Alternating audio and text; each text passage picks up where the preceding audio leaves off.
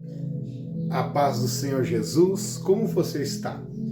Faço votos para que você esteja bem.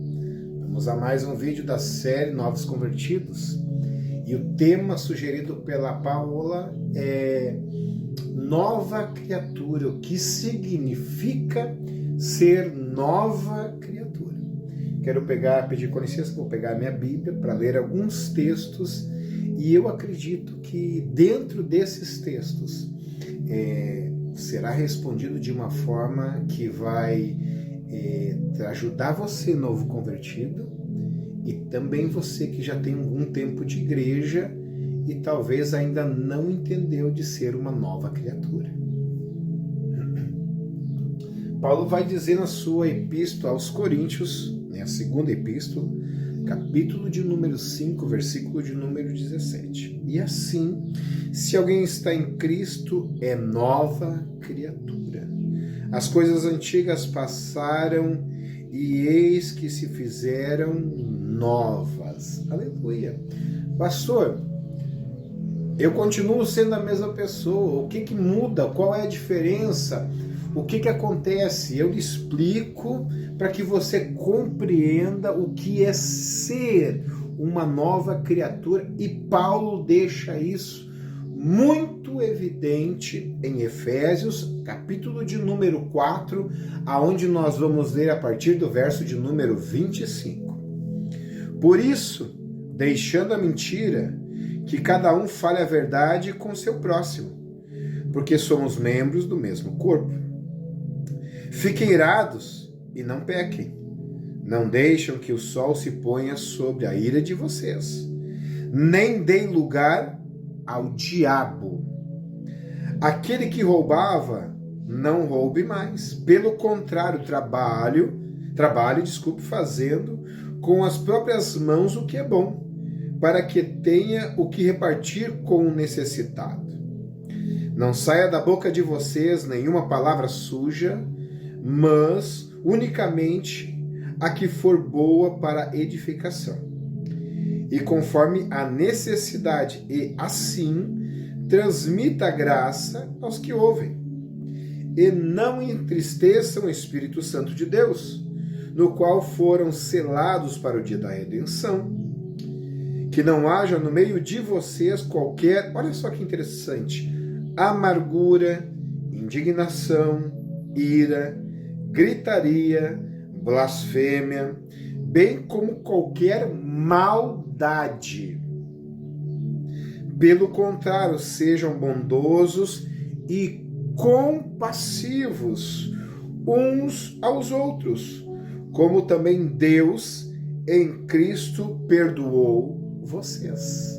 Ou seja, nós precisamos compreender que se eu sou uma nova criatura, aquilo que eu praticava antes, aquilo que eu fazia antes, de má índole, que não agradava a Deus, eu paro. Irmãos, nós estamos num período onde se falar em pecado é julgar. Se falar em pecado é condenar as pessoas. Irmãos, vocês se esquecem de algo muito importante, que se você não abandonar o pecado, quem vai te julgar, quem vai te condenar não é o pastor, não é o diácono, não é a igreja, é o próprio Deus que vai condenar aqueles que vivem na prática do pecado. Então, se eu sou nova criatura, a partir de agora eu vivo uma nova vida. E entenda algo muito importante, irmãos, pois durante muito tempo eu ouvi algumas coisas na igreja que não condiziam com a Bíblia. Eu aprendi que pecadinho e pecadão para Deus não tinha diferença, né? E provavelmente você ouviu e disse que pecado é pecado, e você não importa se ele é pequeno ou se ele é grande. Irmãos, eu quero ler algo com você, que existem pecados que Deus detesta e a Bíblia fala que ele abomina. E esses pecados que Deus detesta e Deus abomina, irmãos, são relacionados diretamente com o nosso relacionamento entre irmãos e com a igreja. Então preste muita atenção no que eu vou ler. Preste muito atenção no que a Bíblia diz. Ela diz assim, Provérbios capítulo de número 6, nós vamos ler a partir do verso 16, que a Bíblia diz assim, o Senhor falando através de Salomão. 6 coisas o Senhor Deus odeia, e a 7ª sua alma detesta. Olha o que Deus odeia: olhos cheios de orgulho.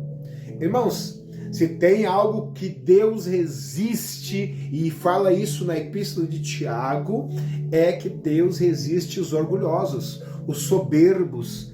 O que é uma pessoa orgulhosa? O que é uma pessoa soberba?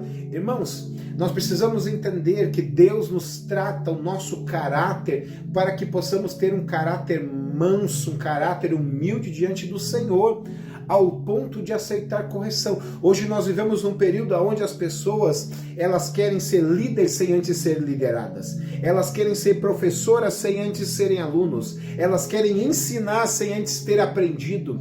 Elas estão com um egocentrismo muito grande. Pessoas que veem o altar como um palco onde ali é massageado o seu ego. As pessoas veem o altar hoje como um palco de teatro, como um palco de show. E altar não é palco de teatro, não é palco de show.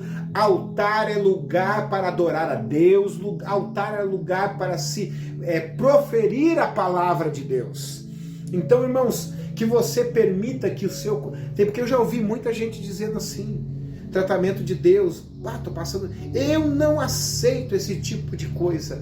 Eu não aceito esse tipo de situação. Irmãos, a Bíblia vai falar em Isaías, pode o vaso dizer ao oleiro como quer ser formado? Irmãos, não é uma escolha sua, não é você quem decide, é Deus quem decide. Ora, irmão, dá uma lidinha no livro de Jó. Jó aceitou a condição dele porque ele entendia que a condição que ele estava passando era a permissão de Deus.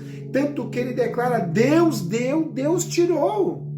O importante é que o meu Redentor vive, em breve se levantará em meu favor. Irmãos, eu não sei se você está passando por um momento difícil, eu não sei se você está passando por um momento crítico, mas deixa eu lhe dizer algo. Passe por este momento, vença este momento, pois é Deus muitas vezes trabalhando dentro de você, e talvez seja o próprio orgulho, tá? Opa! Vamos lá então. Olhos cheios de orgulho, né? A pessoa aquela, né, que entra dentro da igreja com o nariz empinadão, achando porque tem o dízimo alto e tudo mais. Língua mentirosa. Irmãos, nesse tempo de pastor, nesse tempo de igreja, o lugar onde eu encontrei mais mentirosos não foi no mundo. Infelizmente, foi dentro das igrejas. Pessoas que queriam derrubar outras e para isso levantavam mentiras que, se eu for expor aqui, irmãos, é ridículo de acreditar que esse tipo de pessoas, e não eram membros, líderes da igreja, faziam. Pastor, o senhor está falando que tem esse tipo de gente. O que o senhor quer? Eu quero cumprir a vontade de Jesus na minha vida. Jesus deu a vida pela igreja para restaurar esse tipo de pessoa. Eu creio que se ele abrir o coração e ser uma nova criatura, ele pode. Porque, irmãos, a maioria das pessoas querem atribuir a Deus algo que é ela que tem que fazer. Irmãos, não é Deus que vai vir aqui, Robson, agora você para de mentir. Não, é o Robson que, conhecendo as Escrituras, decide na sua vida parar de mentir. Pare. Decida isso, é uma mudança. Renove a sua mente. Entenda que isso te faz mal, entenda que isso te afasta de Deus, entenda que isso prejudica a vontade de Deus sobre a sua vida. Mãos que derramam sangue de inocente. Foi o que aconteceu com Davi. Um homem segundo, porque a maioria das pessoas dizem assim, pastor, Deus conhece meu coração, e se esquece, irmãos, que Deus chamou um homem no Antigo Testamento de um homem segundo o coração de Deus. E quando foi para algo ser feito por ele, Deus não olhou para o coração dele, Deus olhou para as mãos dele. Davi queria construir o templo para o Senhor. E o Senhor disse para ele: Davi, tu não pode fazer isso, porque nas tuas mãos há sangue de inocente. Tanto que quando ele escreve Salmo 51, se não me falha a memória, ele diz: quem poderá subir ao Monte Santo do Senhor? Aquele que tem mãos limpas e o coração puro. Então pare de usar essas falácias dentro da igreja para você fazer as coisas erradas, dizendo que Deus conhece seu coração, porque também as tuas mãos o Senhor conhece. Coração que faz planos perversos. Aquele tipo de pessoa que se junta, né?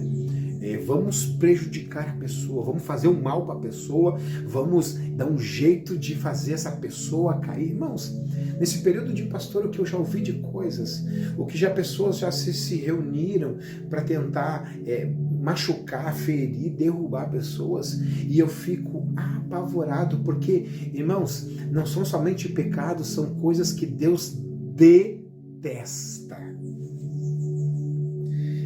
Pés que se apressam para fazer o mal, né? Além de maquinar, ainda vai e executa, né? Testemunha falsa que profere mentiras. Gente, o que tem de gente que fala, e eu digo assim, o diabo ele tem alguns aliados, né? Eu ouvi falar, me disseram e me contaram.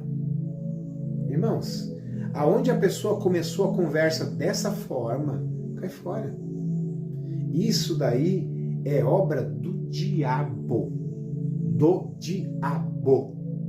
E a maioria dos crentes dentro da igreja, como gosto de uma conversinha que não edifica. E aí vai dizer, e os que semeiam discórdia entre os irmãos. Nossa, olha só, semear discórdia. Como tem gente que tem prazer. Com licença, eu vou largar a Bíblia um pouquinho. Como tem gente que gosta de semear discórdia no meio da igreja de nosso Senhor e Salvador Jesus Cristo. Meu Deus, como tem gente que gosta de inventar coisas que são horríveis.